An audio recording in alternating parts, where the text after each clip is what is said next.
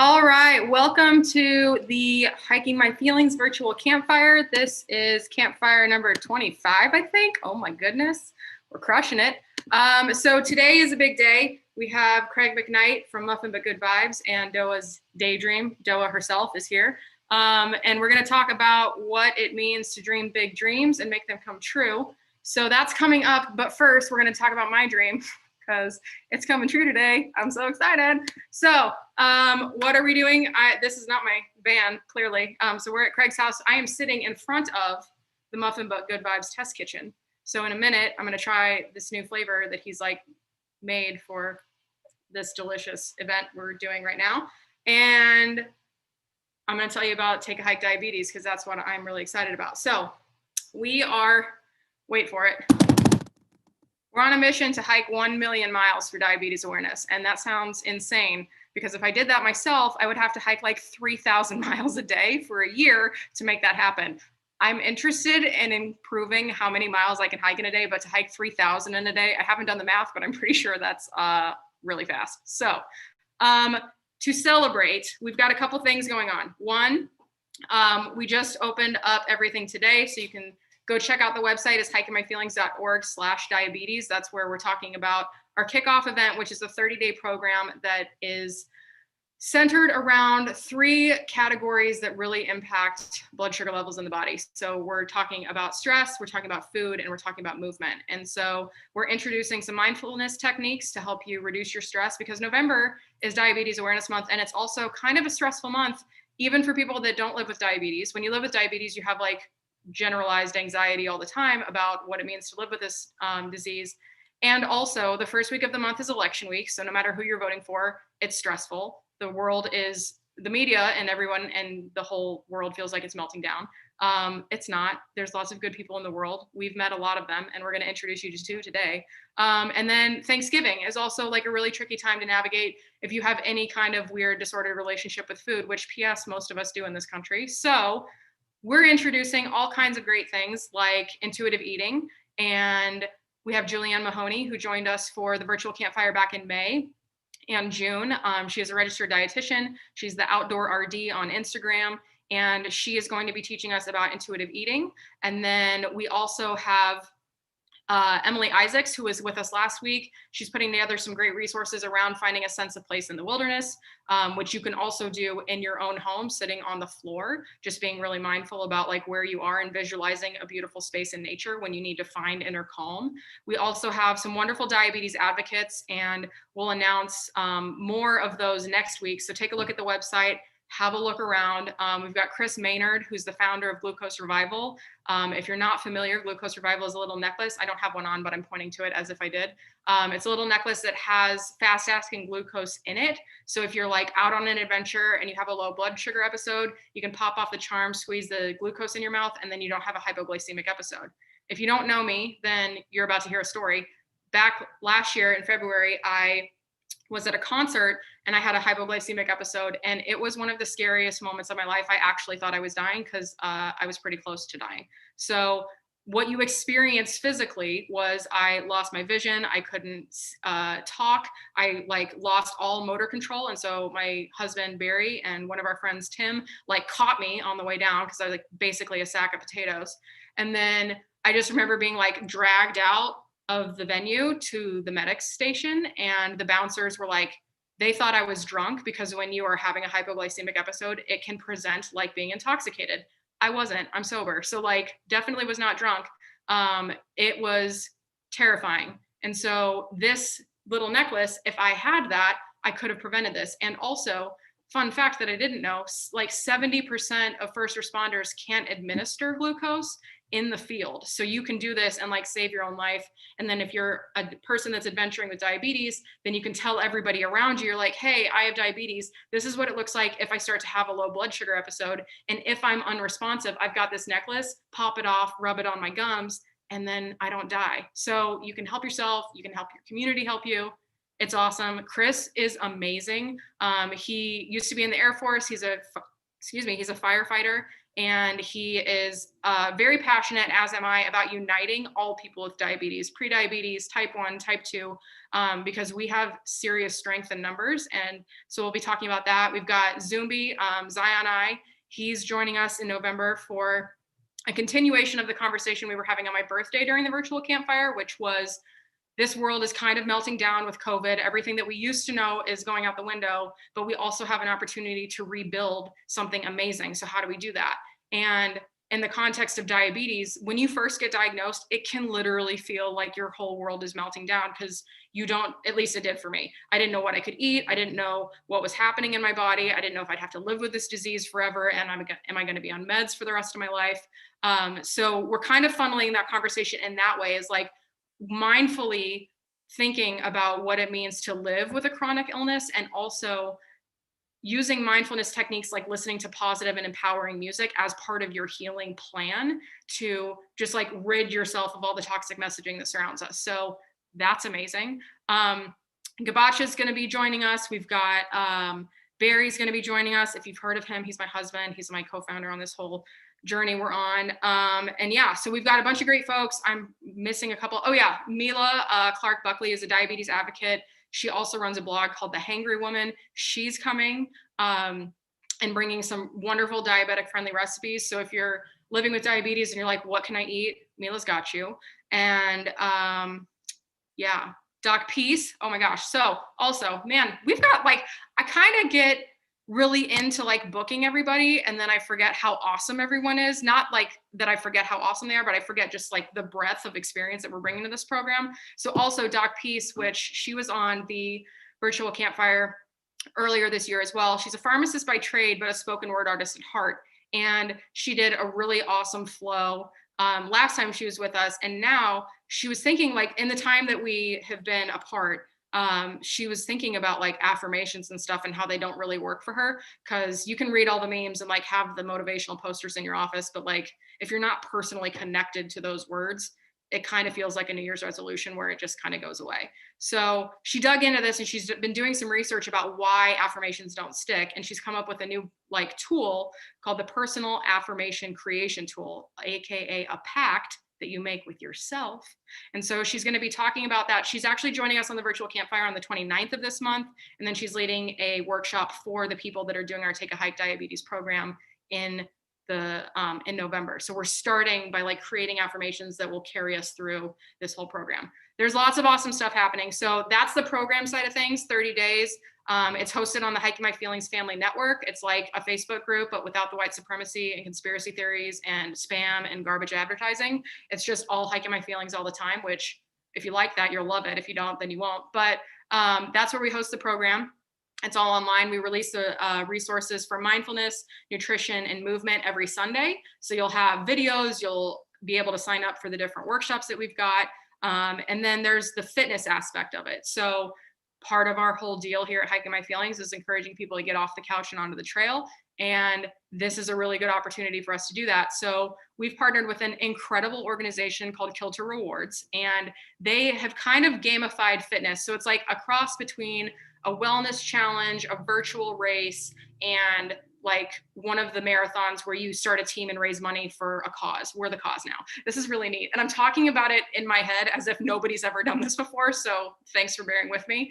But we're starting, like, you can start a team and fundraise for your like office. Like if you work at a corporation and they are looking for an employee wellness initiative, this is a really good one going into the holidays. You can start just as a single person, and the way it works is everybody tracks their activities. This app pulls data from Apple Health, Google Fit, Strava, Garmin, Map My Run, and I think there might be one more. Or you can enter a manual workout. So you get points for every workout that you do. And that's hiking, walking, 10,000 steps, running, swimming, like there's a whole list. And when you sign up, you can see what activities count. And we have prizes for participation. So if you earn points, you can win prizes. If you raise certain amounts of money, you win prizes. So like, it's super awesome. And so that app is how we're tracking towards our goal of hiking 1 million miles and for diabetes awareness. Cause like, I can't do that by myself. I want to, I'm going to try. I think if I could hike 1 million miles before I die, that'd be pretty neat. But I think I'd have to be alive for a really long time and like constantly walking. So track your fitness, win great prizes, raise money for Hiking My Feelings, and go through this program. It's tailored for people that live with diabetes, but let's be honest, like eating intuitively, moving your body, and being mindful looks good on everyone. So even if you don't have diabetes, you should join us because it's going to be great. And I think that's all I've got for stuff today. Did I forget anything? I'm looking at Barry. Did I forget anything about it? Not yet. So we've got a giveaway today for the folks that are in Zoom. Thank you for joining us. We've got 30% off for Sea to Summit. So Beth, congratulations, Sea to Summit, you win it. I'm writing this down so I don't forget. And that you can go get a sleeping bag. They make sleeping pads. They make awesome like outdoor utensils, like collapsible bowls and stuff for if you're going to go backpacking or camping. So Sea to Summit is awesome. Thank you so much, Sea to Summit, for your support. And I've got a holographic sticker. You don't get the one off my water bottle, but it looks like this. It's really fun. And so Alyssa, you just want a sticker. Congratulations. I'm so excited for you. And then the last one is our Blaze Your Own Trail to Self-Love, Hike Your Own Hike version. And actually, you know what? Alyssa, do you want a sticker or do you want the course? You get to pick. Put your choice in the comments, and then whoever doesn't get the course will get the sticker. So actually, or you could have both because everybody here's got stickers. So she'll take the course. Good choice. So Blaze Your Own Trail to Self-Love is our 12-week program. We're running our next live version of it in January, but the Hike Your Own Hike version is available now on our website. It's $99. You have instant access to all of the course materials and videos that explain the different activities. And Blaze Your Own Trail to Self-Love is rooted in guided self-discovery. It's a plethora of tools to add to your toolbox along your healing journey. You can do it in order if you want. You can pick and choose which different activities you do as you go through it. And if you're interested in doing the self-paced version, you can go grab that now at hikingmyfeelings.org/BYOT, like Blaze Your Own Trail. And if you want to join us in January, we do have registration open for that as well. We start January 3rd, and that's a 12-week program. So it's all of the resources that are available during Hike Your Own Hike, but also live facilitation. So we have weekly family meetings, and like nobody's in trouble. You're not getting grounded. It's like the stuff that we should have done when family meetings were happening when we were kids. A nice safe space to share your feelings. And then we also do weekly hikes with some mindfulness mixed in. So we give you a thought to think about while you go on your hike. So you can use that as a meditation while you're moving. And then we also have smaller groups called Summit Circles, and that is your personal cheerleading squad to support you through the program and through life, throughout the program and then after. So Blaze Your Own Trail to Self-Love opens January. You should do it.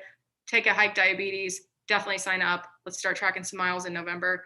And I think I'm done talking about that. So that's my dream. I had a dream that like I wanted to have a million, like I thought it might be 1 million people hiking. And then I was like, maybe it's 1 million miles. But the idea was I just had this dream of like creating space for a community to come together and like rack up some serious mileage in the name of good causes. So we're focusing on diabetes right now.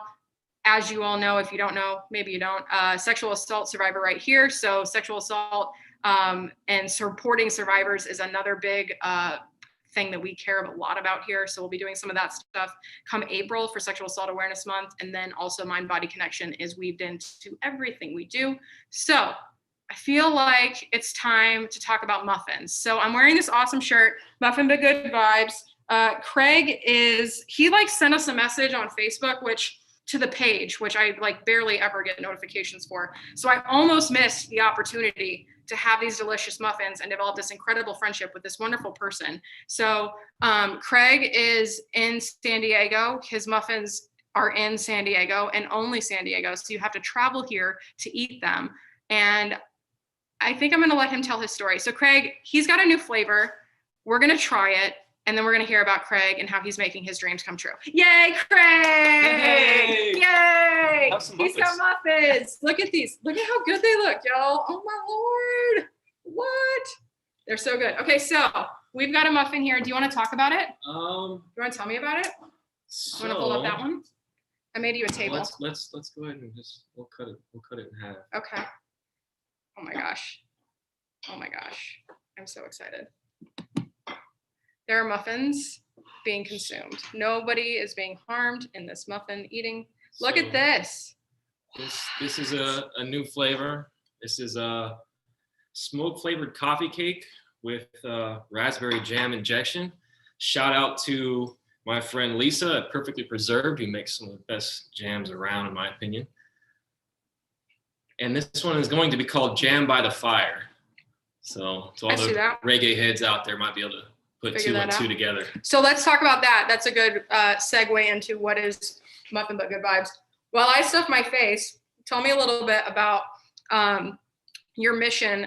We're both aligned on this world collaboration, not world domination thing. And Craig is like, he's Craig Collaboration McKnight, if I had to guess what his middle name is. So tell me a little bit about the inspiration for the muffins and how this is working out for you so far.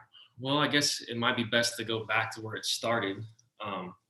Initially, I started making muffins just here at home, just at randomly. I was making this jam. I'm sorry, this jam is ridiculous. I told you. Shout out to your girl. Yeah, it's. I just started making a lot of different foods, and I just happened to make muffins one day, and it was really well received by my family. So I started taking them to my oldest daughter's soccer parties, and the parents there were raving about them. People were telling me I should sell them, and at that time I was like, nah, that wasn't even a thought in my mind. Fast forward a couple years from that to when I got heavy into the reggae scene. I started taking muffins to bands, either here in town or bands that were traveling into town. That's the way I connected with them, and I ended up going down, hanging out with them. They're telling me, sell the muffins. So fast forward even further now to when the pandemic hit, and it kind of shifted my work schedule, kind of changed a little bit. I was at home more, and so I started putting the pieces together, and I went for it. And now at this point on my menu, I have, well, there's the seasonal one with pumpkin right now, but I have 11 muffins on the menu in total, and 5 of those are attached to local San Diego reggae bands. So not something I ever expected to happen. And the great thing about it, I think, is everything's been so organic that everything started as a friendship with these guys. There was never a business sense in place. And so I think now moving to this point now, these guys aren't just, people that I admire their music, they're friends. Yeah. And so it's kind of made it so that everyone wants to be successful. We're helping each other out. So it's been great. So let's talk about some of the bands and the different muffins that you've got going on, because I think I've tried most of them and they're amazing. So the idea is you pick a song or they pick a song, and then the muffin just kind of gets morphed into that. Like, this is Jam by the Fire. Look it up. Do your math. If you're watching, you should probably definitely come have one of these, and they're delicious. Well, I guess the first one, what really got the creative juices flowing as far as some of the more wild flavors I had was Jackson Weatherby, the Elevators. The second time that I caught a show of them coming out here in San Diego, he put in a request, and it was kind of, a little more wild, and so, kind of took it a little bit further than just the common muffins that I had been making. And so, like I said, I got the creative juices flowing, and then that's when I connected with Garrett from Ocean Natives, and we started kind of kicking around some ideas, and then that's how Sweet Green came into place. That's a lemon blueberry pistachio muffin. And then all the other ones just kind of fell in place after that. It all happened very organically. So I think, and one of the cool things too is like the flavor is kind of inspired by the songs, and then the muffin itself and how it looks. Like, talk to us about Skylar's muffin, because when I met you, you were still like tweaking Skylar's muffin. So Skylar Lutz is a local musician here in San Diego, and the song for that one is Little Beach Town, describing San Diego. So this muffin. So it's also the only one that I had it's only exclusively vegan, and I had a lot of issues with trying to get the natural, because I use all natural everything. The colors are all natural, the flavors are natural, and I had a lot of issues trying to get the color. So basically, let me break down that muffin. So what it is the bottom layer is kind of like a bluish color to it, and it's a zucchini bread to start off with too. So it represents the ocean. The zucchini is the seaweed. Then the next layer is like finely mashed up walnuts. So you get that grittiness of the beach, of the sand. And then moving to the top of that, for the streusel portion of it, I use matcha in there to give it the green. So it looks like the bushes on the cliffside. So, anybody that lives in San Diego or has visited San Diego knows, moving from the ocean to the beach, to the cliff sides. And so that's what that muffin represents. And I think it just screams It's San so Diego. You know, Skylar Lutz is, I think, the epitome of that beach vibe reggae. So it just works. It does just work. It's really good. We have another guest today too. So Doah, join us. I'd love to hear, I want to introduce you and talk about your dream and your life. So Doah is the singer and songwriter for Doah's Daydream. She was born in South Korea, raised in Hawaii, and now she's making these dreams come true here in San Diego. So tell us a little bit. Yeah, hey, represent.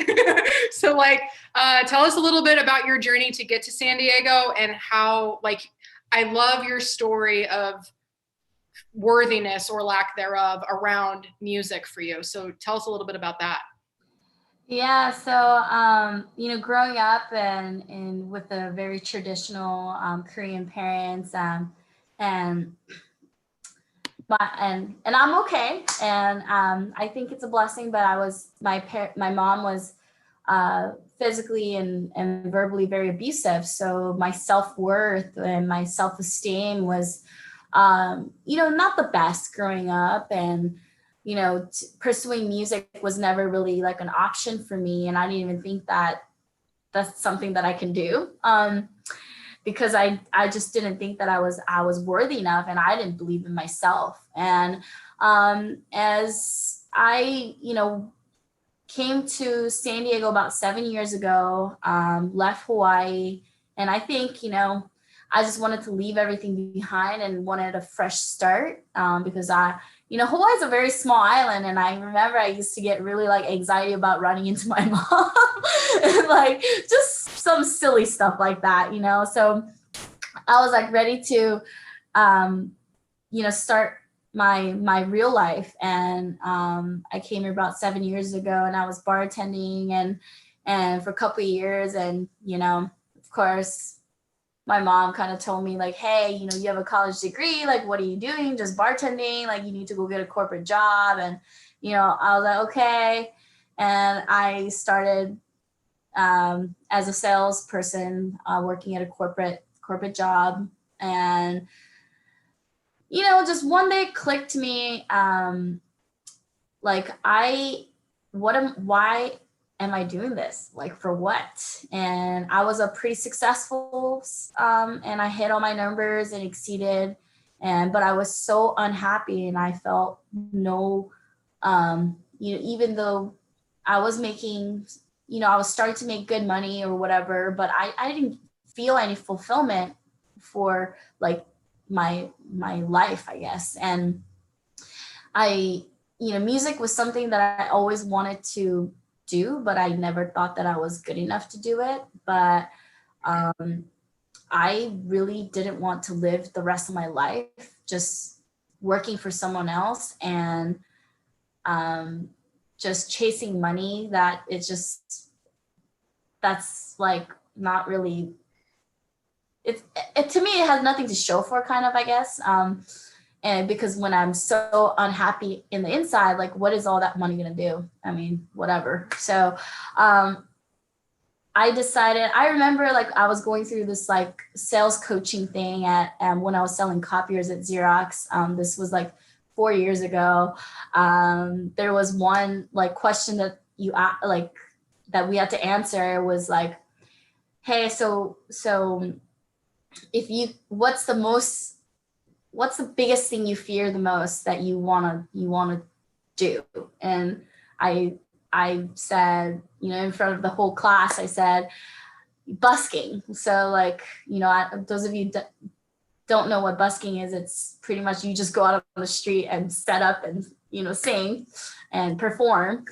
And that was literally the scariest thing ever for me back then, and I said that, and as I went through couple other sales position, and I hated it so much, and I was getting so frustrated, and I'm you know what, if I can busk and if I can overcome that fear, that biggest fear that I have and had, I am worthy to pursue music. So I remember, I got some and it was like in like a kind of like 9 p.m. or something like that. We were in the Ocean Beach, and I like drove up to like a Newport, like next to Starbucks, and I literally pulled up, and there's like a light, and there's like an ATM machine right next to it too. I pulled up, and I was looking at that corner for like, I don't know how many minutes, just feeling super scared. And I was like, oh my God, I can't believe I'm doing this. And I was like shaking. And then I finally grabbed my little battery operated speaker, and I set up my guitar and my mic. And, you know, I had no idea what was going to happen, but I'm like, oh God, I'm going to do it. I'm going to just do this for myself, not for anybody else. And, you know, I sang my little heart out, and everybody was, you know, some of the people that were walking around came by and, you know, threw me some money. And there's a hostel right across the street. I remember this one guy came down randomly, and then he's like, hey, good job. My wife told me to come and give you this. And he gave me like a $20 bill. And that's when I'm like, okay, well, I think, you know, I need to do this. And it just felt so good to actually be doing what you love. And I think that's what Craig, you know, like just how everything felt so naturally, and because how organically everything is just kind of happening, because, you know, Craig is following his heart and his dream. And when you are doing something like that, it's kind of crazy how universe has its way of just kind of presenting you these opportunities and opening up the doors for you. Because the 4 years of sales career I had, nothing was easy for me. Everything was a roadblock. Everything was a challenge. And, you know, I think I understand why now, because it was trying to direct me into taking this path. And if everything went really well doing sales, I probably wouldn't be here. I probably would be a complete different person. So all that obstacles and all that pain have really, really, like, you know, universe has funny way of showing your path, I guess. So I kind of went off on a tangent. No, I dig it, dude. That's awesome. And I think, like, for anybody that's watching, it sounds so cliche, but like, until you find the thing, everything, it really, like, even with Hiking My Feelings, like, there are days where I'm just like, what are we doing? But those days, more and more, like the last 3 or 4 weeks have just been like really on fire, to the point where, especially as somebody who's survived trauma, like, I moved through most of my life waiting for the other shoe to drop since the assault. Like, I didn't know that I could trust ease, or that I could trust a good time, or I could trust stuff just flowing, because I was like always like looking around the corner waiting for something bad to happen, because that's how you operate in a body that hasn't responded or healed from trauma. And so these last 3 or 4 weeks, like, we are just on fire, and it's so much fun. And I'm just like, allow it. Like, I have to physically stop myself. And sometimes, like, something weird will come out of my mouth, and Barry's like, why would you call that in right now? And I'm like, I don't know, it's bad habits, I'm sorry. Like, I don't want to, but it's kind of hard, especially when there's like, and I know, like, for our community in particular, there are a lot of people that have survived trauma. So it's like, you go through and you're like, oh, things are cool.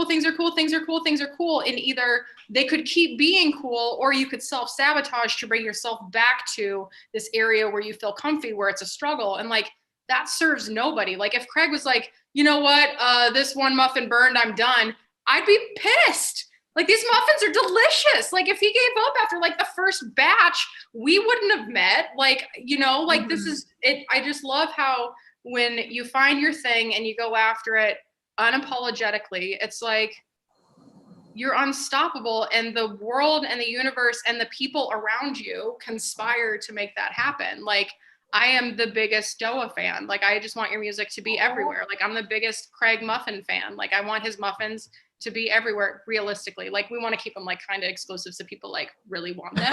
Like, if they were everywhere, I'd also be fine with that. So it's so fun to chat with people that are dreaming big dreams, and not just dreaming them, but making them happen. And I think, like, that's something that I want to talk about too, is like, we talk about this in our course Blaze on Trail to Self-Love, is like, what's the difference between a daydream and planning and visualizing and manifesting? Like work, right? Like how bad do you want it? Ultimately, the gal that I was interviewing for that conversation, her name's Hannah, and she's a world champion skydiver, and that's like the least important thing she's done in her life, but it's a big one.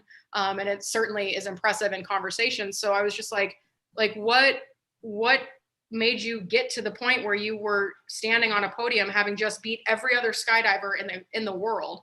She's like, well, how bad do you want it? Like, I have people that I train that say, yeah, but my kids. And she's like, okay. And they're like, yeah, but money. She's like, okay. And they're like, yeah, but my house. She's like, okay, all of those things I've also dealt with. So like at the end of the day, I just really, really wanted it.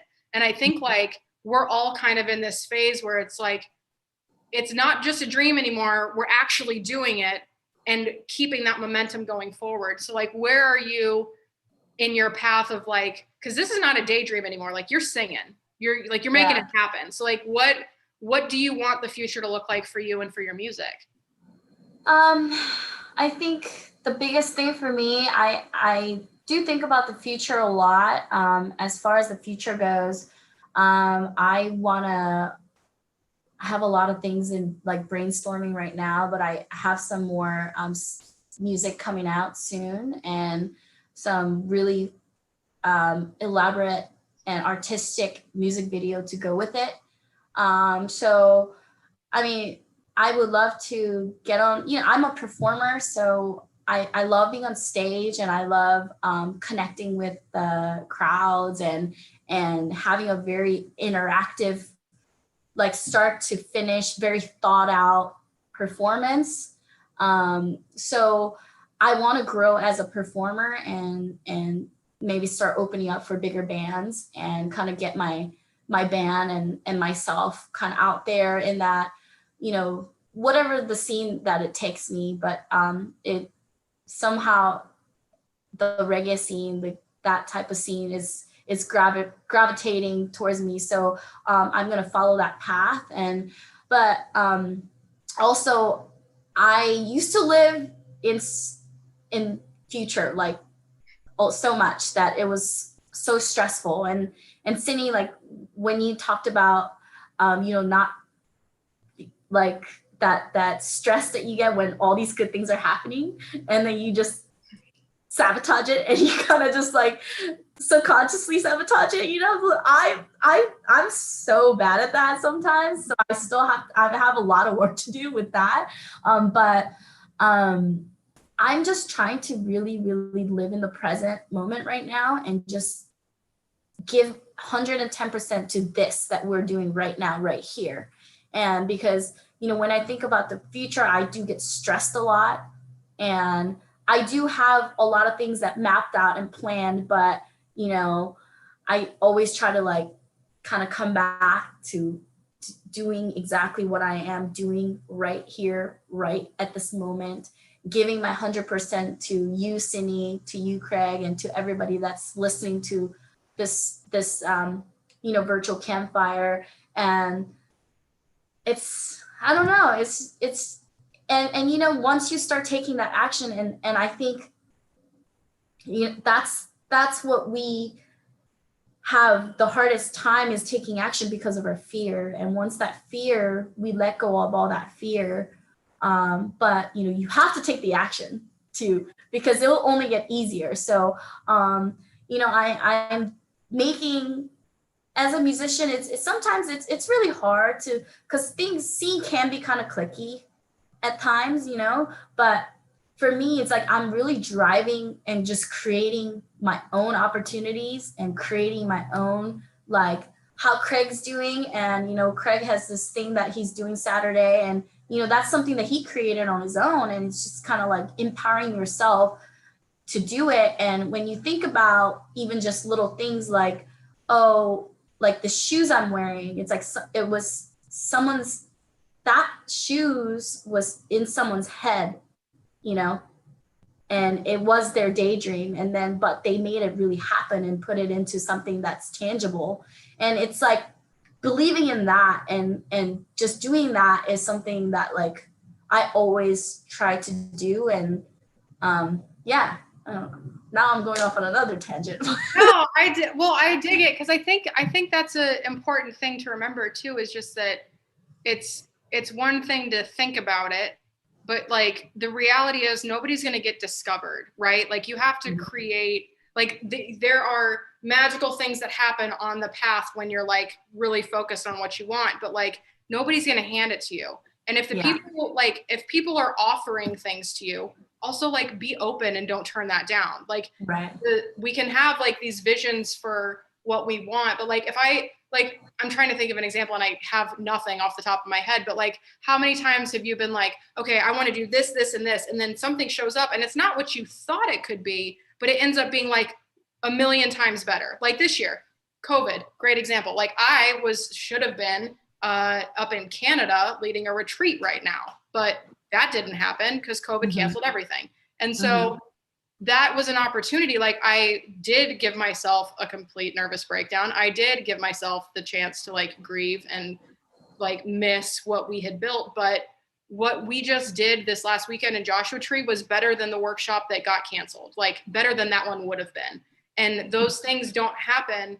Like if I was just like, oh, well, it didn't happen, so now I'm never doing anything at Joshua Tree ever again, and I just turned off my brain, then I wouldn't have been open to an opportunity to do a 3-day event versus just a single-day workshop. So I think, especially when it comes to like opportunities and the people that get put on your path, whether you're religious and you think that you believe that like God is putting people in your path, or if you're like universal energy and you're just like the universe delivers, or if you're like, it's a coincidence, whatever, this person just happened to be on the street and they have exactly what I need, like, the magic of that gets can just be like completely squashed if you're scared.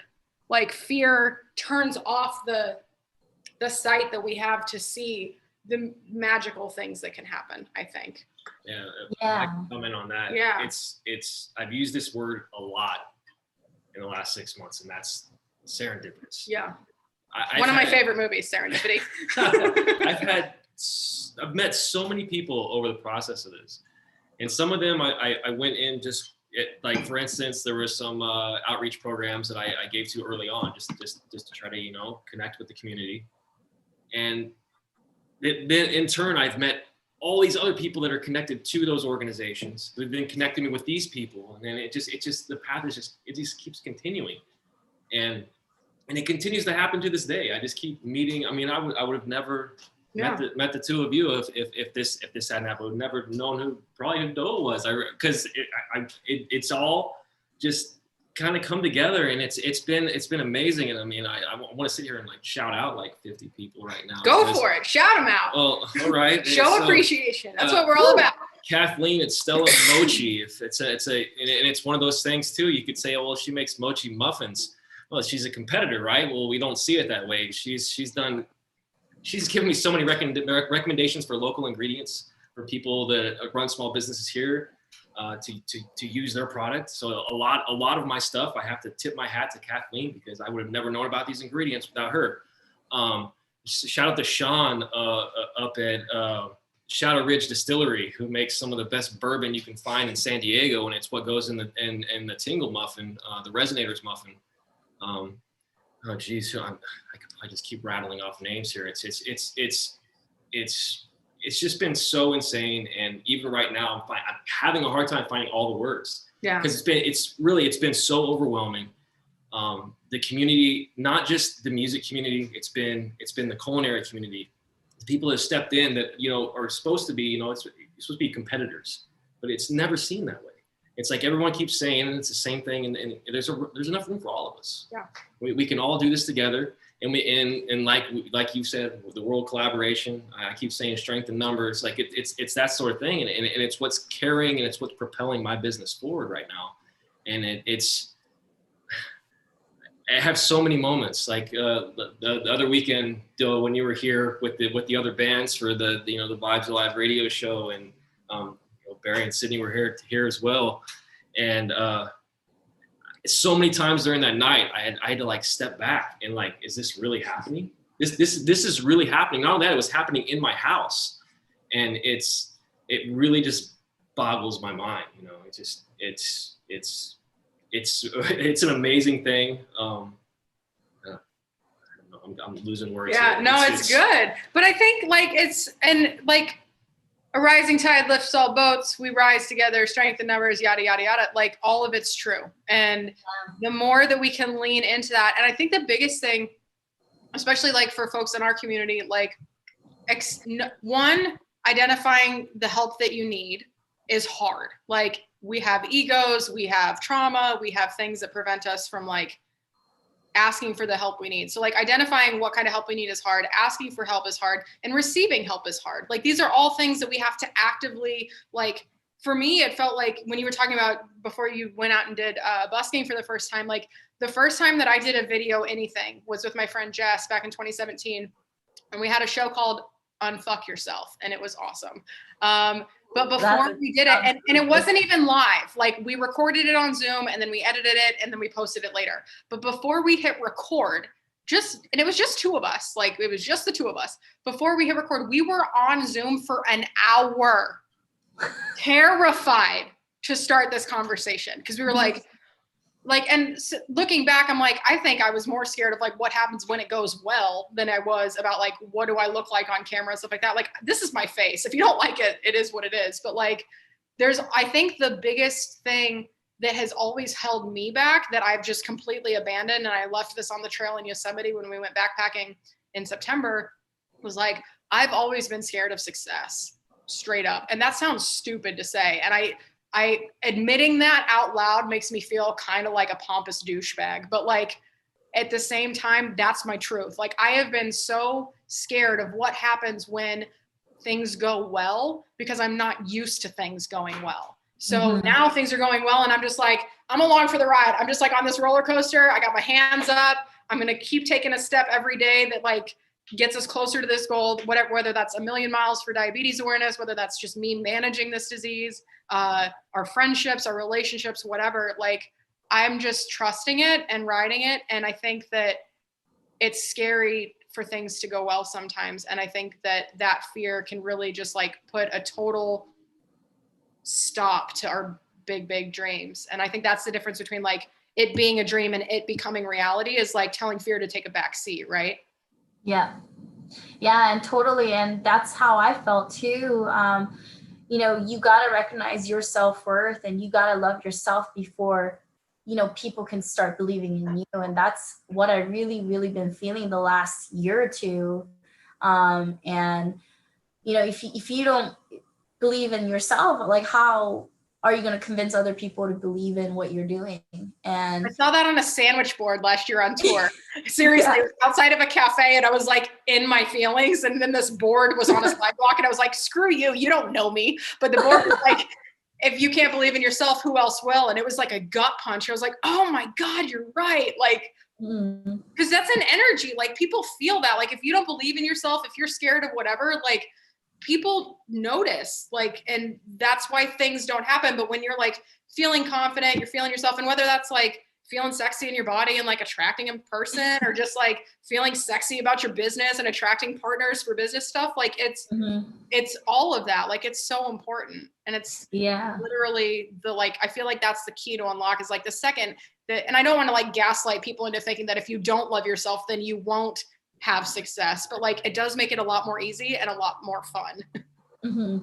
Yeah, and then the funny thing is like, and then there's like this whole other side of self-love and narcissism, but that's a whole nother topic. And like sometimes I feel like, oh my God, like, am I being too much like me? It's like so we're like borderline, but you know, kind of change like switching gear a little bit, but you know, I think Cindy and I had a good conversation about what Craig kind of just mentioned about like, you know, the world and collaboration and things like that. And, you know, in the music world, you know, there's a lot of like competitiveness that can kind of go along with that. And I can only imagine for, you know, what you're doing, Cindy, and then as an author, and then what, you know, Craig's doing as a, you know, acre and a, you know, community leader or whatnot. But I did feel like, sometimes like there is that notion of like, oh, I need to get my music out there. I need to brand myself. Like it's such a like me kind of thing sometimes. So you forget like, and it's hard like to not get into that zone, but what kind of got me coming back to kind of what Craig was saying is like, I got to step back and like I got to show love first. Like I got to be the person that show love first, no matter what other people are doing or not doing. And, the thing, I think it's like kind of like showing, like you're always going to have your haters out there, right? And then like some people might not give you the opportunity that you want or deserve or whatever, and they are kind of maybe a little bit threatened, or I look back and I'm like, I've been there, I've done that, and this is why I did it, because I was not confident with my craft. I was not confident with what I was doing, that I felt like I needed to do that. And when I started to recognize that, like that's when I kind of like adjust and switch my whole gear of, like I need to be the first person to go help other people and go, show love without expectations. And eventually like everything just kind of started really like, coming along. And I think people kind of knew that, she's not here to be, catty or whatever it may be. Right.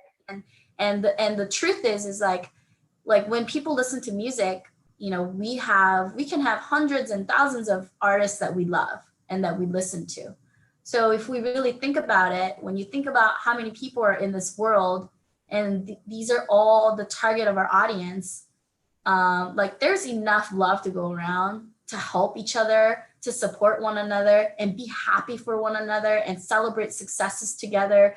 Like it's the love that we can have for everyone is so huge that like thinking about that makes me like kind of get into that next level of like love and, wanting to, open my heart up and be a good person and just, so I can collaborate with everybody. And I think something lovely and something very unique that comes out of every like interaction like this, every, relationship, and then we all can learn from each other. And I think that is so important to building that community and just kind of now I'm going off another tangent. Oh, I love you. Well, I think one of the things that stood out that you were talking about was like feeling like, oh, it's me. I've got to go brand. I've got to get my music out there. Like, here's the other thing though, you do. And I call myself a recovering marketer because I've been doing it for forever. And for the last 2 years, I've been like really resistant to like use all the knowledge and skills and training and techniques that I have acquired over my career, because everything that I have witnessed, like, I don't like the people where it's like, it feels gross. But here's the newsflash, I'm not gross. Craig isn't gross. You're not gross. Like, we literally owe it to the world to market the shit out of ourselves so we can kind of course correct and like take up some of the room, because there is plenty of room for everybody. We need to take up some space too, because this world is big enough for everyone. And also we should be part of it and not afraid to take up that space. And I think particularly as women, and then also just like as new people in whatever venture we're doing, there's this tendency to be like, oh, I don't know, like, is that going to be like too promote-y? It's like, well, how the hell are people going to know about the muffins if you don't promote them, right? Like, yeah. We got to do something. So I think it's a fine line, but like, I think I always go back to, if I'm concerned about coming off as a narcissist, then I'm not a narcissist, because narcissists don't give a fuck, That's true. So if you're worried about it, you're probably not one. Okay, good. I'm glad to hear that. Well, you crack the whip on me, because sometimes I'm right there and I still struggle with it. It's like I feel like these are something that I'm going to struggle with for, a long time, because of the trauma that we reframe. Through. You're going to be working through these things. It's a Yes. lifelong journey, and you're going to be acquiring skills that make dealing with the things that used to suck a lot easier. Easier. Yeah. Yeah, there you go. I like that. Because Yeah, I love that. struggling. Like, look at you. I mean, like, there will be struggles for sure, but like Doah today versus Doah 2 years ago, 5 years ago, 10 years ago, like, Yeah. struggle is significantly less, I would assume. At least that's the vibe I'm getting from you. Absolutely. I mean, you know, when I think about it, like the trauma that I went through, I see it as a blessing, you know, because I wouldn't be the person who like I am today if I didn't go through all those pain and obstacles. And, you know, I've, this took a lot, but, you know, I actually thank my mom for it.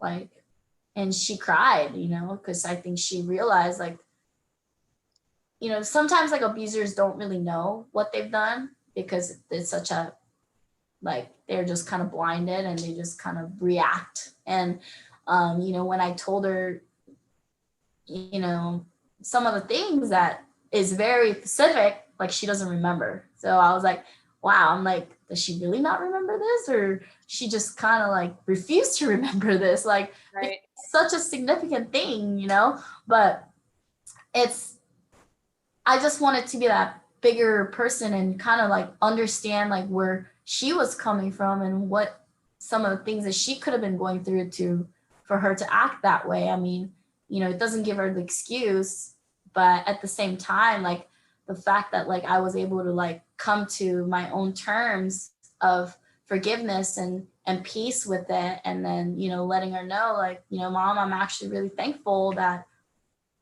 I don't regret anything that happened. It's like, because, you know, I am very blessed and I feel very, you know, fortunate to come out on top. And I didn't go the other route, you know? Yeah. So, yeah. For sure.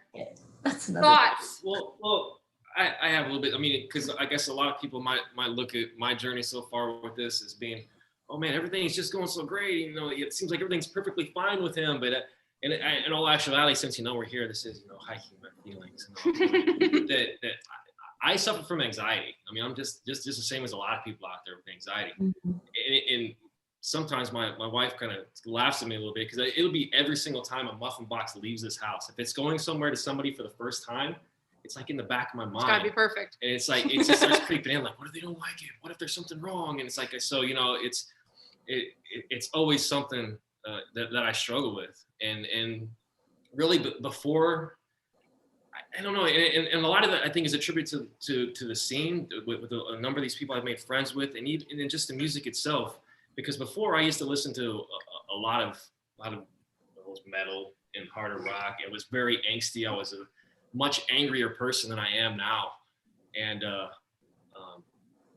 so that, you know, it's just it's almost like this cosmic shift and I still have, but this still thing is I still have those inner conflicts from that part of me to what this is becoming now. And it's a struggle at times. It really is. And, you know, and I had that same feeling too, like everything's going so great. Like this keeps happening, you know, I'm connected with this person, you know, I have this happen, this event's going on, but then it's always like, what's going to go wrong? Right. I still always have that sinking feeling, like I'm just waiting for that next hurdle to come or the next wall to come and stop me. But I have to say, because of the community and the people I've connected with, it's made these situations easier for me to deal with now. Now I don't feel like I'm hitting that wall, you know, like flat on. Now I feel like I'm coming up to the wall and I'm approaching it, I'm observing it, and then I'm getting around it. Yeah. So I like that. It's been a complete change. And, you know, and like I said, not perfect. None of us are. And I still have all these conflicts. So, you know, on the surface, everything, you know, Muffin But Good Vibes. You know, it's like you're duck. Yeah. Underneath, you're underneath, yeah, it's there for sure. But yeah, it all kind of circles back around the community thing that people have been, it's been uplifting, like everything. It's like, I have so many moments, like I have to bring up like the Jimmy O painting. Like, well, we have Doah here. She's the one that sent me the story on Instagram. And I seriously, I literally shed a couple tears seeing that. I was like, it blew me away. I had goosebumps that were like raised way off my arm. I just couldn't believe that it happened.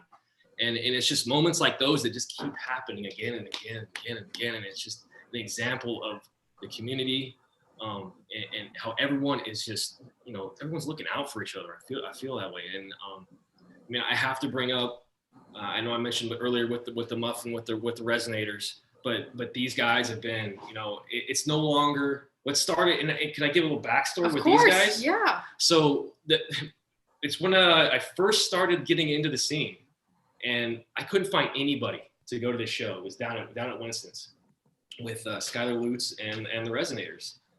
And I couldn't find a single friend that wanted to go. Everybody's like, oh no, I gotta be home with the wife, gotta be home with the kids, and I can't do it. And so I'm trying to find somebody. So I just send them a message. I sent both bands, just randomly, just send them a message. Hey, I can't find anybody to come down. You could want to come down and hang out. And they're like, yeah, come on, man, come down. That's awesome. It's just, just random, some random guy sending them a message on social media, and they're like, yeah, just come down, hang out, it's cool. So I go down there, I'm helping them unload their gear from the truck, and they're looking at me like I'm crazy, like, why is this guy helping us? And but that's what everything was built on from that moment, and it just, now it's no longer just a friendship for us. I consider those guys family. Mm-hmm. There's been the post recently that I'm the sponsor of their studio now. So cool. I couldn't imagine. How did that come? Tell us how that came to be. Did they ask you? Did you ask them? Were you like, hey, let's do this? Like, how did that happen? Well, there was a meeting that they put up a story on Instagram too at that time too, saying, hey, we just met with the Muffin Man. And we just had a sit down meeting and just talked about things. And it just came up there. They were talking about the whole idea of doing the live performances with bands in the studio. And, I just want to support. It's just been a great situation for everybody involved. And like I said, those guys are no longer friends to me, they're family. And it's just looking back on how we met, and not only that, it's just seeing the growth. It's not just the growth of my business. I'm watching the growth of all these musicians. Yeah. Like for their sound, as much growth as they've shown over that same time period. It's just wild, and it's so much fun. As I continue to connect with these other people or these other bands, and learning.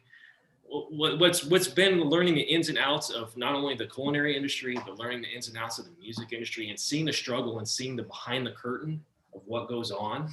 It's fascinating to me, and it makes me have so much more respect for them and want to support them even more, because you see that struggle.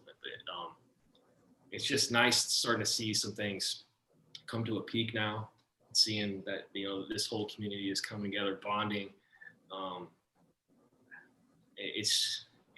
Once again, I'm just saying, it's been amazing. I'm overwhelmed by the response from everyone, and it feels great. I hit 40 this year, and here we are with my family in a new house, this whole business venture, and it just feels like everything's just taking this huge turn for the better, and it's just wild. And I met. There's you, and you're okay. We're all right. Yeah. So it's a lot of fun. I mean, it's like mentioning, watching the growth. Like, look the growth with hiking my feelings has been phenomenal, and it's another one of those things. It's like when you guys share news with me, it's like I get excited. I'm like a little kid. I'm like, oh yeah, tell me more. And I think it's so much fun. That's an important thing too, is like, have people that you can celebrate with. Like, we were talking about this at the retreat that we hosted over the weekend.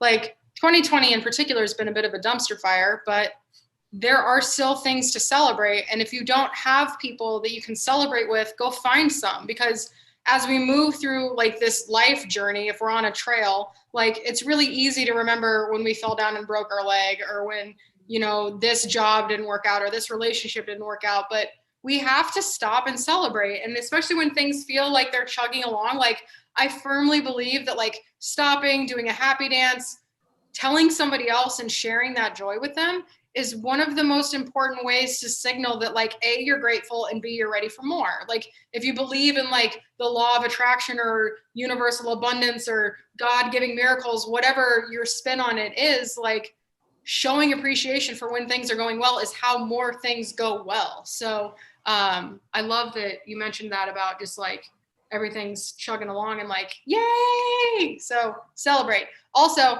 I want to hear some music. Do you want to play some songs? Yeah, of course. Cool. I'm going to turn off my camera and we're just going to like let you shine your big bright light. Okay, I think I'm gonna start off with like a fun, like a cover of mashup. Hope you guys like it.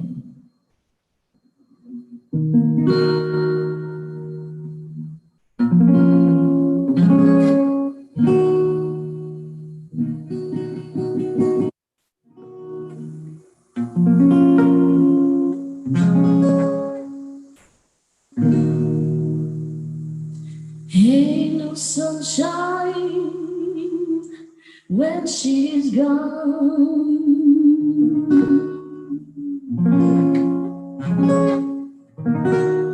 It's not one when she's away.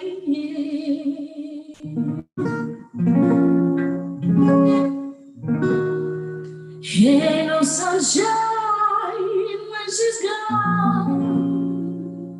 She's always gone too long. Anytime she goes away.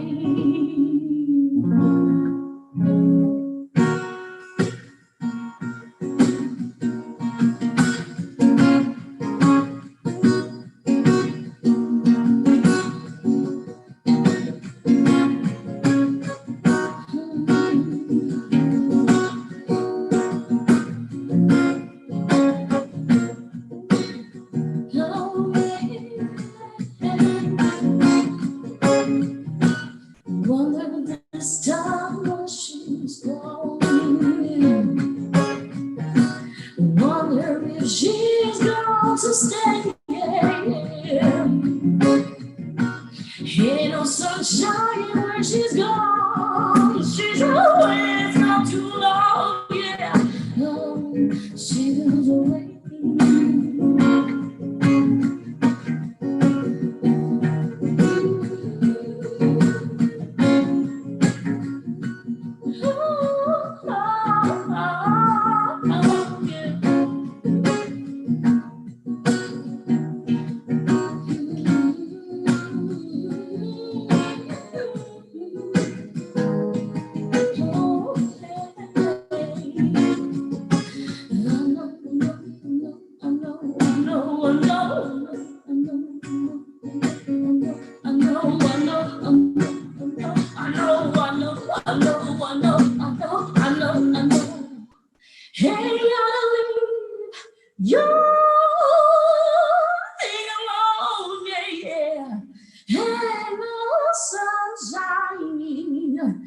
When she is gone,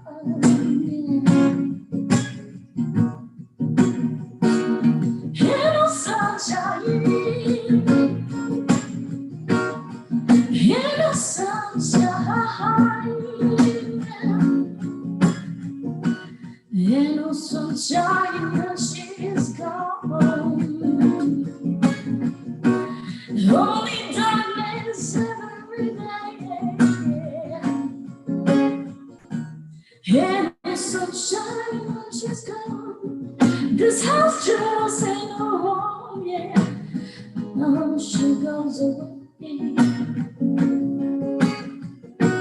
Anytime she goes away, yeah. Anytime she goes away, yeah. Anytime she goes away, anytime she goes away.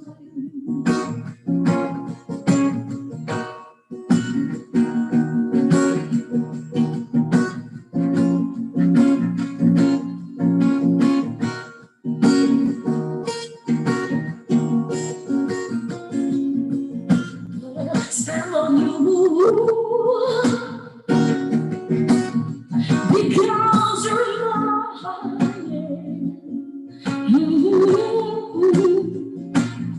you better stop the thing that you're doing now. I say, watch out, I ain't lying.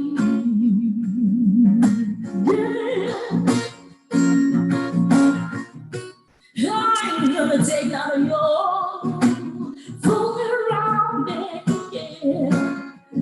I ain't gonna take none of your, I'll tell you now, I put a spell on you.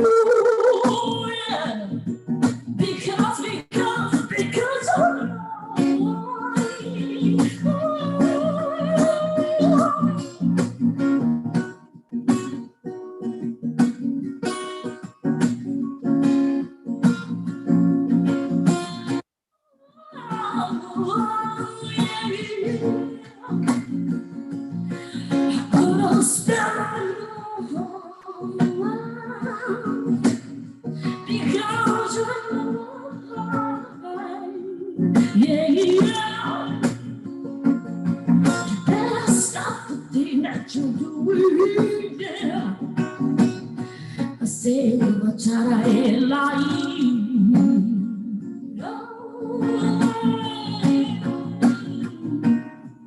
I ain't gonna take none of your phone. I ain't gonna take none of your.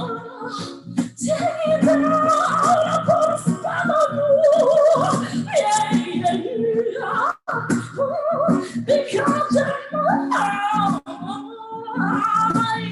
Yeah, yeah, yeah. Because you're mine, yeah. Because you're mine. I put a spell on you.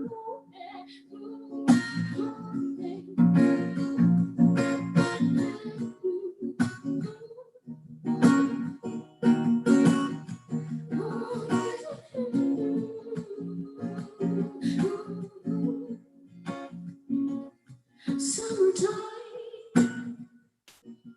yeah, yeah,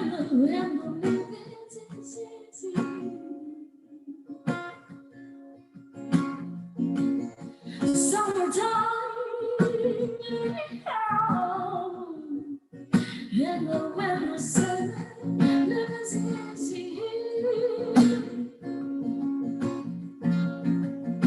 Summer, summer, summer, summer, summer, summer, summer, summer, summertime.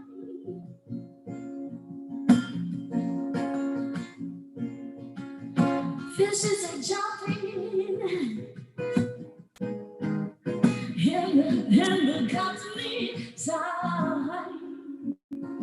Oh, yeah. Oh, for you, daddy's rich. And your is good looking. Oh, yeah. Little baby, don't want you cry.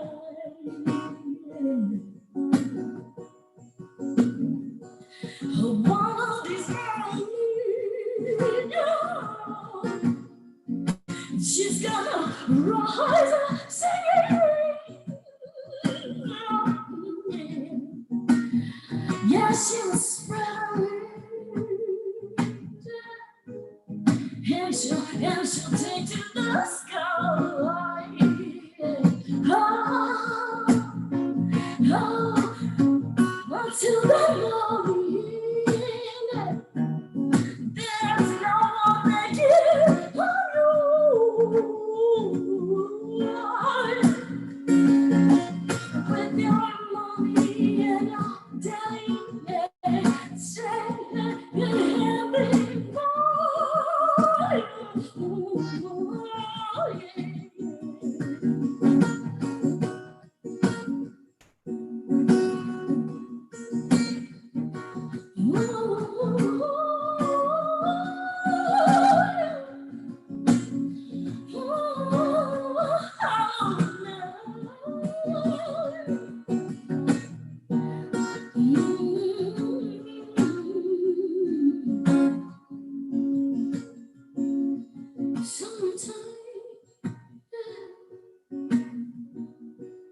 When the living's easy, yeah. Fishes are jumping, and the cotton is high. Oh, your daddy's rich, and your mom is so good looking, oh, so good looking, yeah. With little baby, yeah, don't want you cry.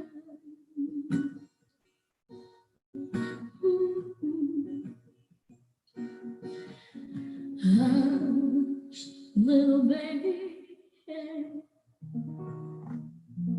Don't want you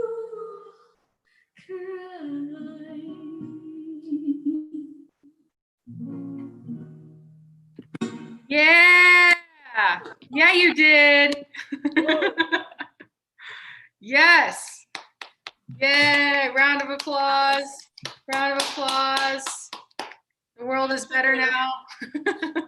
I was just telling Craig, I was like, I can't wait till we can have live music again. And like, I don't know, I don't care where you play. If it has a comfy couch, I'm sitting there all night long. Like, just let it rip. Thank you. I appreciate that.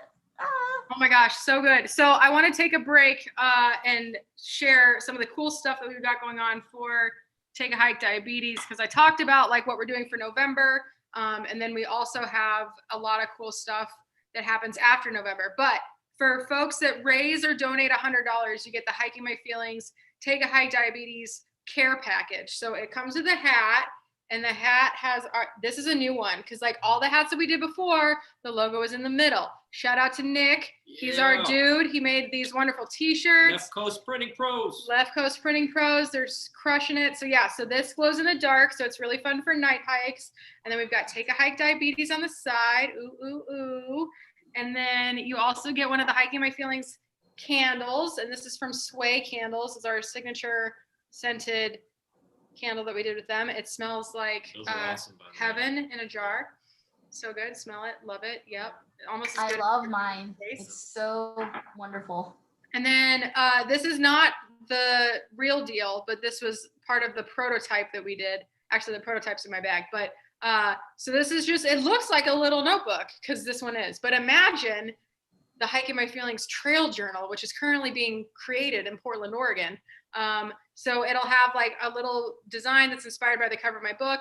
And then you open it up and there's the instructions for how to hike your feelings. And then you got blank pages. These pages aren't blank, but we're pretending. And then on the back, it's got more information. So little trail journals that we're making now. And then one of these super duper holographic stickers. So if you donate or raise $100, then you get some of that. We've also got, if you raise $50, you get a All Trails Pro membership for a year. If you raise $250, you get the Blaze Your Own Trail to SelfLove program. If you raise $1,000, you get a 1 single day retreat with me and Barry, travel not included. And then our campaign. So this is the kickoff. So Take a Hike Diabetes is everything we're doing next year.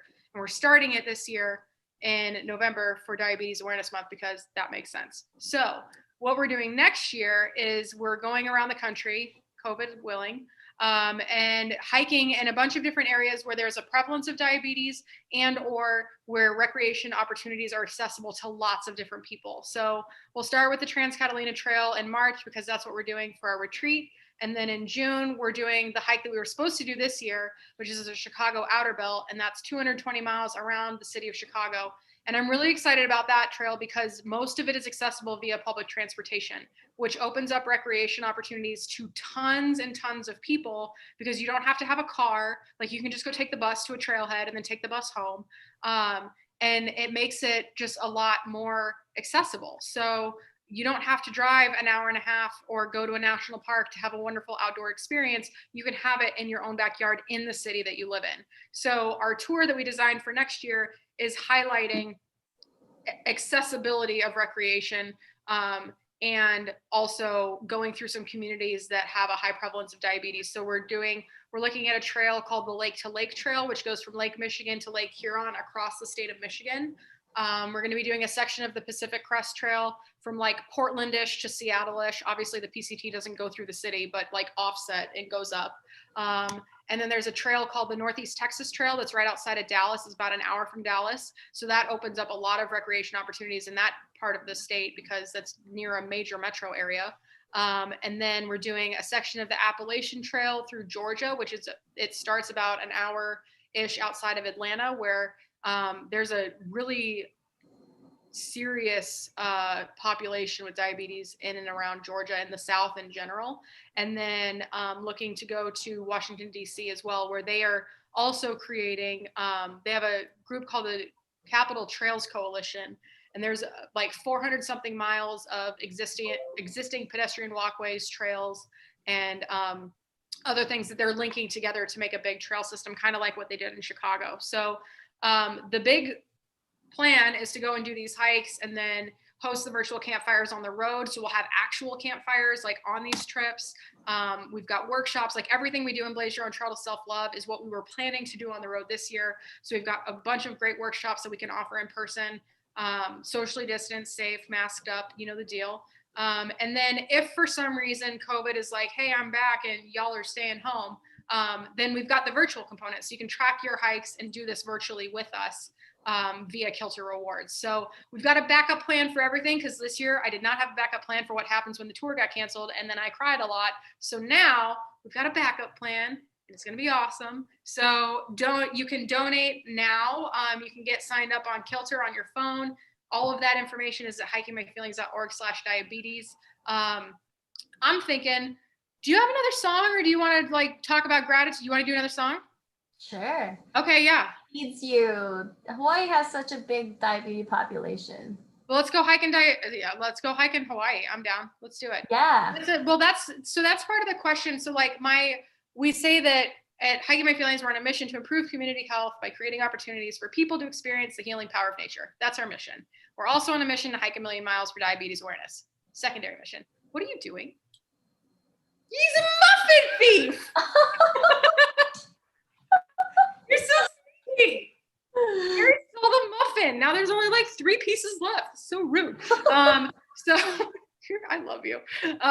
So one of the questions, like, so the work that I've been doing, it started as my personal journey, but now this is a question that I'm asking the world, and that I hope to answer through meeting incredible people on the road again next year, and just storytelling and the people that come through our programs. I'm not a doctor and I'm not a like clinical researcher. So the way that I'm exploring this is through meeting folks, going on the trail and telling stories. But my question is diabetes the root, or is trauma the root cause of diabetes? Because my trauma that was unresolved, that I buried all the way down in the bottom of my invisible backpack, which I call my trauma pack, the sexual assault was the thing that I had buried. And the coping mechanisms were developed as a result of the assault. And the coping mechanisms, like drinking a bottle of wine to yourself every night and eating Ben and Jerry's for breakfast, definitely impacts blood glucose levels in the body and how my body can process that. So yes, there is genetic predisposition. Yes, lifestyle choices are a part of it, but is trauma the root cause of diabetes? So I was thinking about it, and I've been doing some research. And if you look at the prevalence of diabetes divided up by racial groups, Native Americans and Native Alaskans and indigenous communities are at the top of the list. Like they have the highest prevalence of diabetes. There's a tribe, the Pima tribe has like 50% of their tribe has diabetes. And that's insane. And then underneath that is the Black community. Underneath that is Latinx community. And underneath that is like whites and others. So like, if we're looking at trauma as the root cause of disease, think about all the trauma that indigenous communities have faced. We came here, stole your land, took your food away, incorporated all the things that make America terrible in colonization. And then look at the Black community, came over on slave ships. Racism in America is awful. It is not easy to be a Black person in this country. Same with the Latin communities, like immigration, all of that stuff. Like if we think about trauma as the root cause of the disease, like, yeah, we need to talk about accessibility to food. Yeah, we need to talk about pay equity. Yeah, we need to talk about food deserts. Yeah, we need to talk about all the systemic things that keep people from being able to live whole, happy, healthy lives. But at the root of that, and what we systemically infuse, is the trauma from the way that we arrived or the way that things have evolved. So I'm wondering, how do we like prove that? So I'm hoping to explore that through the stories and interviews that we do here on the Virtual Campfire, because there are a lot of people that do work specifically in these communities with regards to diabetes. And so that's the question that I'm trying to answer and hopefully connect some dots on. Because if we can heal the trauma, then we can write policies that are more equitable, that make everybody happier, healthier, and more lovely. And we can like actually change the world. So that's where I'm going for the 2021 Take a Hike Diabetes campaign, is like, that's the question I'm asking, is exploring how trauma manifests in our minds and bodies and how the outdoors can help us heal. Because when it comes to disease, and then also you think of like climate change and what's happening just all over California with the fires and everything else, like if we took a step back and let indigenous communities lead with the knowledge that they have from stewarding the lands for thousands of years before we arrived, we probably wouldn't have the whole world on fire right now. And if we did, it would be in a controlled way that actually benefits the environment that we live in. So there's a lot of things that all tie together, but that's where my head's at, because I give a lot of shits about a lot of things, and this kind of ties it all up in a bow, like the accessibility piece, the food piece, access to clean drinking water. Like, are you kidding me? The fact that Flint is still not clean drinking water, and we live in America, which is apparently the best country in the world, and we got people that can't even get clean water. That is outrageous to me. Like, there's a lot of balls in the air that we got to fix, but I'm hoping that at least through like the diabetes angle, I can try to make a mark in that way and start identifying trauma as the root of a disease. So, Cindy, but I'm not a doctor, so I don't know. You gotta go to Hawaii. I think Hawaii is calling your name, I think, because that's kind of, I took history at school. That was my major, and I studied a lot of Hawaiian history too, and that was one of the topics that we talked about. There's rampant numbers of, Hawaiian, native Hawaiian folks who have diabetes, and it's absolutely outrageous, and it's crazy how the numbers is like, it's absolutely insane because of, the native Hawaiians before the colonization, like they were eating fish and taro, and they lived off of their land, right? So they're eating all these very healthy food, and they got introduced to like pastries, a lot of like European food that their body didn't know how to digest, and now they're used to eating rice and spam and shitty food because they can't afford fresh food, so that's exactly kind of what you explained about. And I'm going to do some digging. I'm going to find someone that maybe like who has some type of, little bit more expert in that area. And maybe, I can get you guys connected. That'd be dope. Yeah. So an open call to anybody that's doing work on behalf of communities that are suffering with diabetes. Like, let's chat. Like that's our whole thing. So let's play a song, and then we'll wrap it up with a group gratitude circle. Perfect.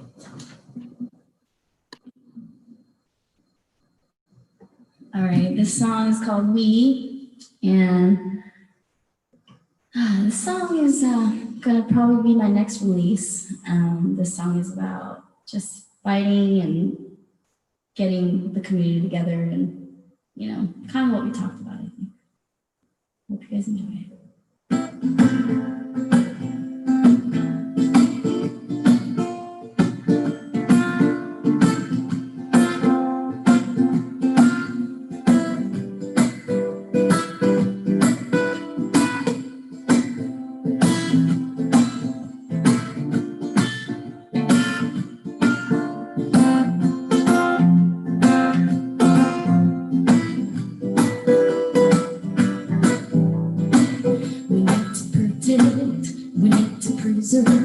We need to revive so we can thrive together.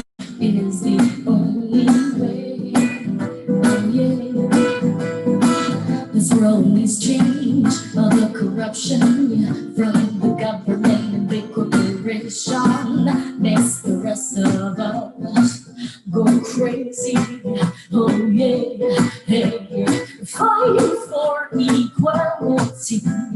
Fight for humanity, fight for our happiness, and you see, oh yeah, show us who really are. We'll show you who we are together. You better drop all your greed and deed. Oh yeah.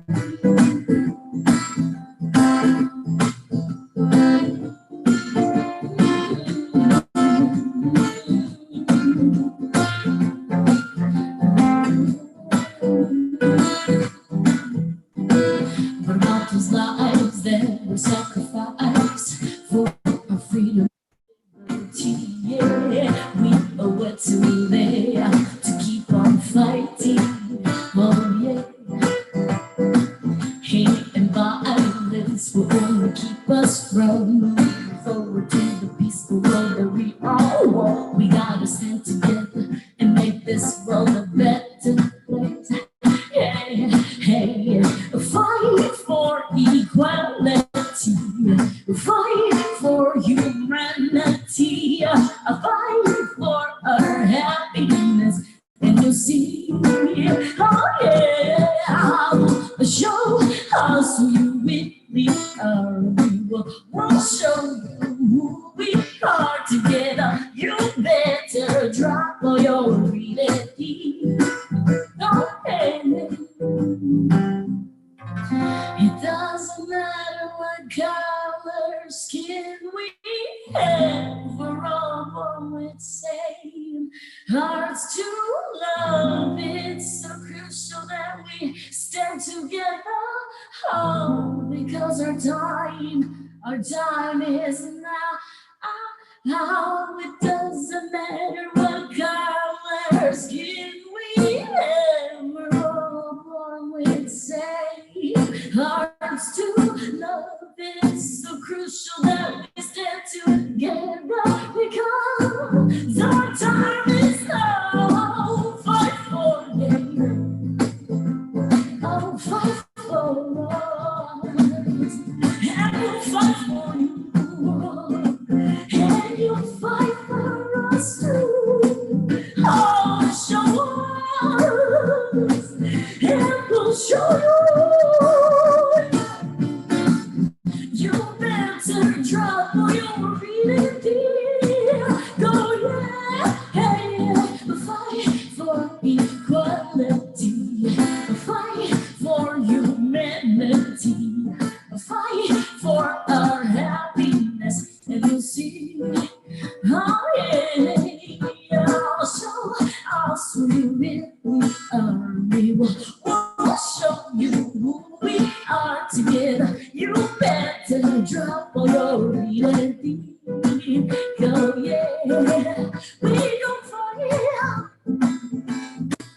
for our rights. Oh yeah,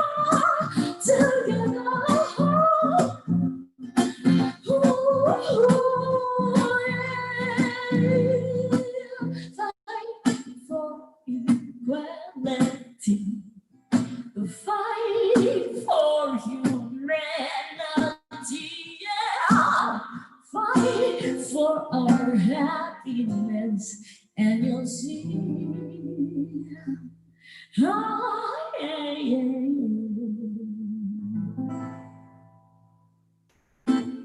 Woo! Yes, you did. I love it so much. So that's a new one, yes? Mm-hmm. So tell us a little bit about where you were, like, where were you when you started writing those lyrics? So this was actually, believe it or not, it was like 3 years ago. It was right after the election, I think. Okay, so that was 4 years ago. So right after Trump became president, and this is kind of, I don't want to get too political because, you know, I respect everybody's opinion and what they, you know, decide to do with that. But, and there was a lot of chaos going on worldwide, and there still is. And, you know, it's a lot of, you know, school shootings and those things were happening. And, you know, racism has always been there. And that's kind of what I wrote about as, like, you know, I had in mind as more of an anthem where, you know, music has been such a great tool to express how you feel. And it's a tool to kind of use for people to, you know, use their voice and give voice to the voiceless kind of thing. So, and, you know, in the chorus, it talks about, like, it goes, show us who you really are. It's kind of, you know, it was me telling Mr. President Trump, saying, hey, show us who you really are. Just please think, you know, drop all your greed and just think about just people's happiness and put that first, you know, then we can, you know, all fight together. That was kind of what it was actually, it's kind of like an anthem protest type of vibe, but it's still, you know, having that desire to all of us to like be together and fight together for, you know, everybody's happiness. So yeah. Dig it. Yeah. On that note, I'm grateful for that song. So now we'll do our group gratitude circle. So if you're in the Zoom and you want to participate, come on down. And this is how we roll. So if this is your first time and you're watching on YouTube and you're like, what's the group gratitude circle? I'll tell you. So on this show, sometimes we talk about heavy stuff, sometimes we talk about fun stuff, but we always like to end it on a positive note. So we always bring it back to gratitude. We do this at the end of our in-person events. We do it at the end of our calls for our community programs. We do it at the end of the virtual campfire. So we'll start with something that we're grateful for, and then we'll all wave goodbye to everybody on YouTube who's watching live, and then we'll just kind of hang out for a little bit when we get done. So I'll start. I am thankful for people that lift me up and who celebrate with me. So in particular, everybody on the screen right now, Barry behind the camera over there, and to Craig, like Craig's a new friend, and it's just like, it's really nice, like him and Barry text in the morning. It's kind of cute. Barry's like, here's all the cool stuff that's happening. And he's like, oh my God, let's celebrate. And so it's just like, it's just really nice to have folks that support you and lift you up, where you feel like you can be your unapologetically enthusiastic, celebratory self, because it's a really important part of the journey. That's what keeps the momentum going.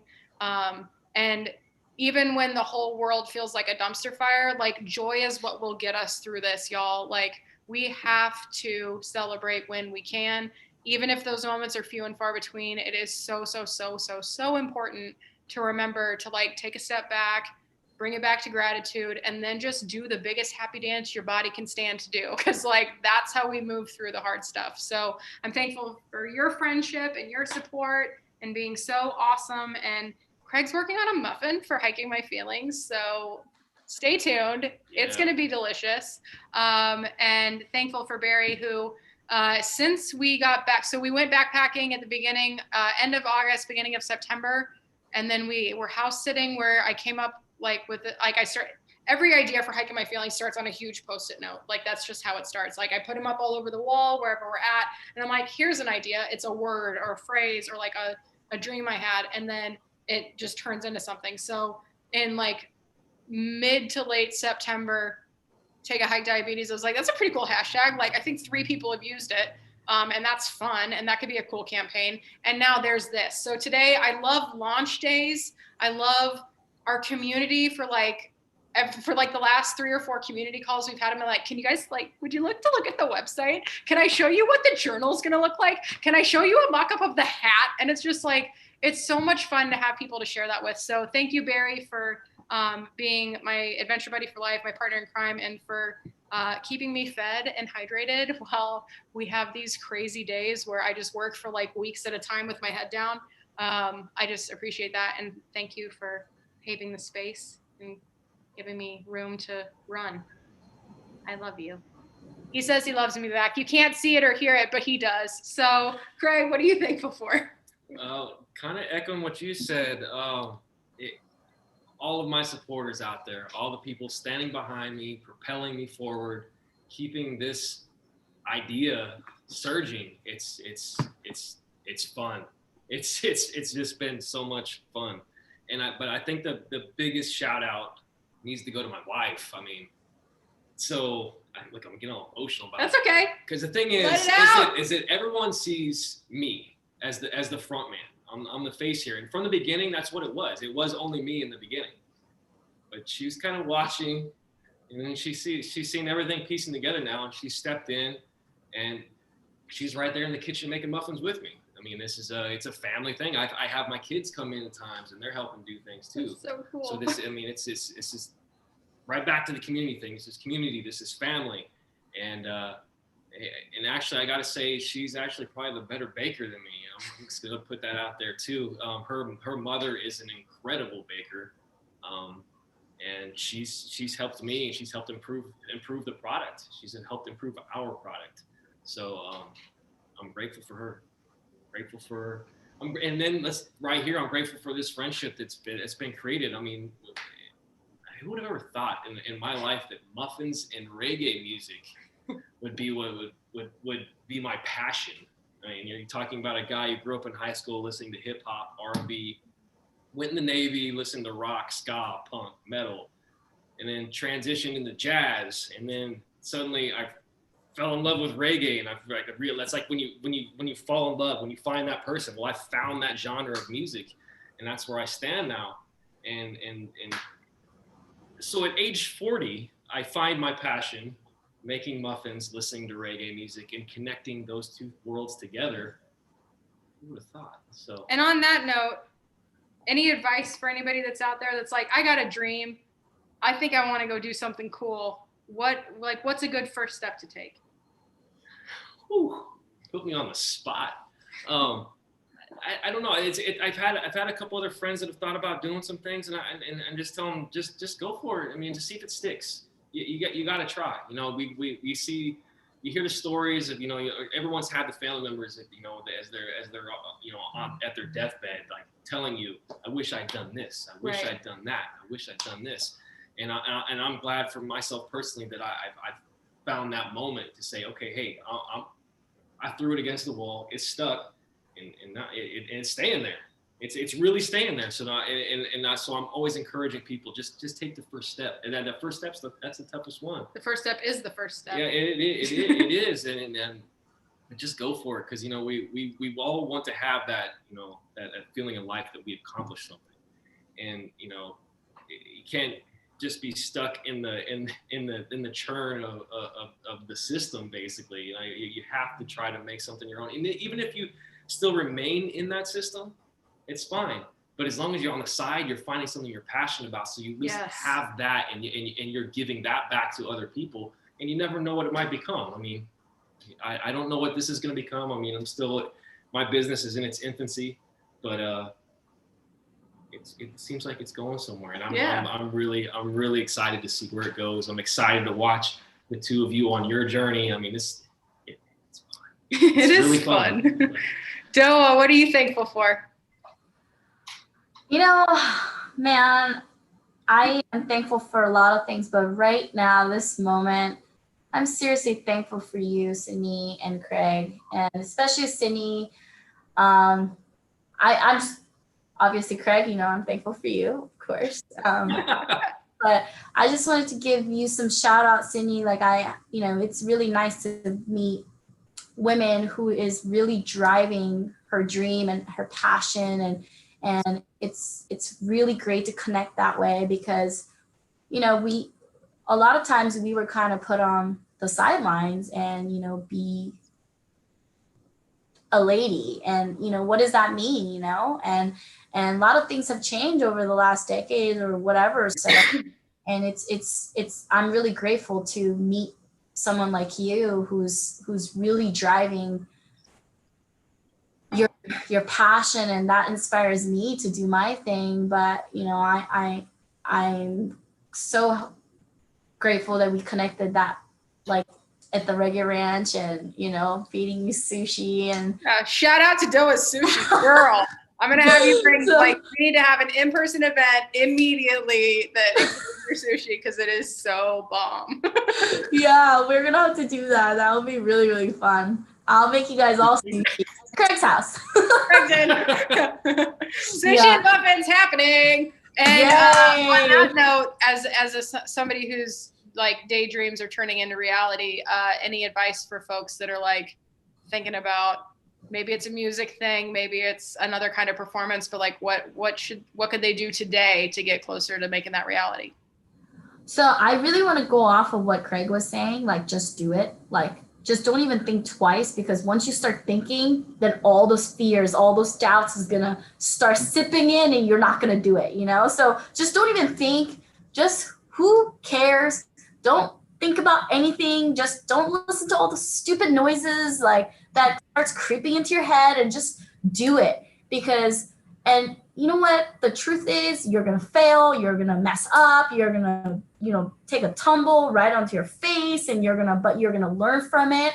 And once you start to take action and keep taking action towards, even though you don't really know per se, you don't really know exactly what it's gonna turn out to, it's gonna start shaping around you. And that's the truth. And things are start gonna, like, it's like a Play-Doh, you know, like it's like a clay, it's like a ceramic piece. Like things are gonna start to actually form the way you want it. And you know, it's a marathon. It's not a sprint. Like nothing happens overnight. So, you know, just remember that when things are tough and when you feel like you're not getting the result that you want, always think, hey, it's a marathon. It's not a sprint. You have to, you know, work at it hard. You know, nothing comes easy, and anything that does come easy is probably not something you want anyway.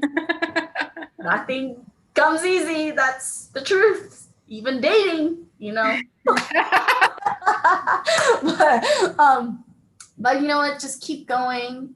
Believe in yourself and connect with people like Sydney and like Craig, like myself, and put those people around you, and you know, just support one another. And we are all gonna have our crappy ass days, and you know, just have those few friends that you can call and vent to, and kind of collect yourself and do it again, because every day is a new opportunity, is a new day. And just having a positive mindset, that always helps, and meditating helps too. Yeah. But, yes. Beth, how about you? What are you thankful for? Oh, Your hair God. looks amazing, by the way. You usually have it up. Like, did you get it done today? It looks amazing. No, I did it yesterday, actually. So, but yeah, it's kind of crazy. I've cut my hair a couple times during the quarantine. I can't believe how long it is. But I never realize it because my hair is kind of curly like yours. And I've just, you know, I'm working from home at the moment. So yeah, by the time that I'm on most of the calls, I get tired of my hair being all wild and crazy, and it ends up in a messy bun. So I don't know. There's just, first of all, I'm like grateful I won the prize today. Like I was just thinking, you know, sometimes things have just been so challenging and everything in the world, and the energy just like really heavy. And then in the last few days, I've just had some things just like kind of start falling into place, and, you know, things that I'm excited to say yes to. And then I won the prize. I'm like, oh my gosh, like the universe is loving me. It feels so good. And I'm so grateful. And a beautiful reminder that sometimes all you got to do is show up and you win. Exactly. And that's what I was going to say. Like, to me, being part of this group is the winning, you know, like that's what I'm grateful for. I feel like joining Hiking My Feelings and like the healing process, and just remaining and being a part and actively participating, being part of this community, connecting with all the lovely people. Now, like learning from new people just really opened up my heart. It like opened me up to like learning about other people and what they're doing, and just, you know, seeing like, oh my goodness, there's different ways to approach life. And like Craig and Doah, like sharing your stories is like really inspiring too, just because it just reminds you there's like so many ways to succeed and follow your dreams and pursue your happiness. And that's like what is just fun. But like, yeah, it's been a challenging few months, I think, for everyone, of course. But it's just, yeah, I'm just grateful to be, I'm going to ride this wave of like good fortune and happiness, you know? So thank you. Yeah, go get those Sea to Summit discounts. What? Michelle, it's so good to see your face. We missed you. How have you been? I've been good. I just got back from a trip in Maryland. Yeah, it looked like you were hiking some feelings, maybe on a trail. I love that picture. Thank you. You're welcome. Yeah, it was an awesome experience. I'm hoping to do it soon again. I loved it. Nice. A thing I'm thankful for is I've been struggling with establishing a boundary, and I made a decision, a difficult, unique decision to establish a boundary with the church. Ooh, that's a big one for you. Yes, that it was a struggle. It was difficult, but the way things are right now, especially politically. I feel, as a woman of faith, I feel that God loves you not because of you're a Republican or a Democrat. God loves you because of the kindness and goodness in your heart. And I feel that the church is being used in a political way. I see that the church is using it politically too. And I can't. I still have my relationship and connection with God, but I am stepping away from the church, and the church does not know. So if they're watching, this is how they're finding out. But it's something I felt that I needed to do, because it's I feel like God shouldn't be used in a political way. God loves us no matter what, as long as we're full of love and doing the right thing and being kind and grateful and all. And it was very draining emotionally, mentally, that I needed to check out from the church for a while. So I'm thankful that I was able to recognize and establish that boundary. Man, you never cease to amaze me, Michelle. Like, from the gal that messaged me however many months ago and was like, hi, I have a story, I'd like to share it with you. And then like to this, like, and it's not like because you're taking a break from the church that I respect you more, but like the fact that you are identifying what doesn't feel good to you, and you're listening to how that shows up in your life, and you know your relationship and your faith is the most important thing above and beyond where you practice it. Like, I love you. I see you. I know, I can't even imagine how hard that's been, because I know that community has been such a supportive part of your journey, especially in the last few months. So that's got to be one hell of a breakup. So if you need anything, we're here for you. We love you. And Okay. it feels weird to say good for you, because I know that this isn't like a fun celebratory thing, but like, do celebrate that you have come this far to where you know what you'll stand for and what you won't, and that you're standing true to that. That's the most important thing. I don't even know you, and I'm tipping my hat. So tipping my hat. That's not easy. So. Oh, I wish I could give you a hug, Michelle. Yeah, big hugs for Michelle. Oh, love you. Love you guys too. Thank you. Awesome. Thank you so much for the support. I greatly appreciate it. Of course, we always got your back anytime. That's what we're here for. So for everybody that's on YouTube, we're going to see you later. Oh, actually, no, you know what? Screw that. You've got a thing this weekend. Oh, yeah. Craig's doing like his first, is this your first one? First pop-up. Yeah. He's doing his first pop-up event. Everybody fly to San Diego. Come get these muffins. Every day.